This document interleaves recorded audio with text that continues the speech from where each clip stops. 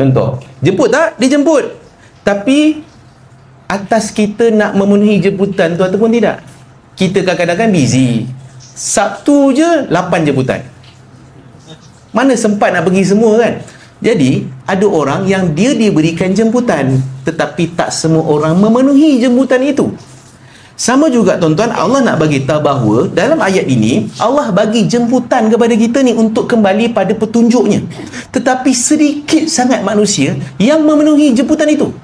Tuan-tuan, kita ni dalam kat surau ni sekira considered as semua dapat jemputan tu dah. Semua dah dapat petunjuk. Oh, rupanya dua golongan ni, sesat dan juga apa tadi? Mendustakan. Dah boleh hafal lah tuan-tuan. Nanti tuan-tuan keluar nanti, tuan-tuan tanya kawan, apa tadi dua golongan? Sesat dan mendustakan. Tapi tak semua orang yang mengambil itu sebagai satu cara untuk buang dua sifat. Jadi kita nak jadi golongan yang sedikit ini, golongan yang dia memilih untuk memenuhi jemputan dan petunjuk itu. Okey, so moga-moga kita semua bukan hanya dijemput, tapi kita memenuhilah jemputan Allah Subhanahu Wa Taala. Dan sama tuan-tuan, hari-hari Allah jemput kita untuk balik pada dia. Azan, kuliah, ni video TikTok. Tuan-tuan ingat sesaja ke Allah keluarkan benda tu?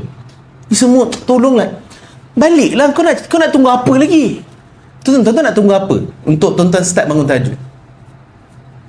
Tuan-tuan nak tunggu apa untuk tuan-tuan nak ganti semayang, ganti puasa? Tuan-tuan nak tunggu apa untuk tuan-tuan nak start berzikir, start istighfar?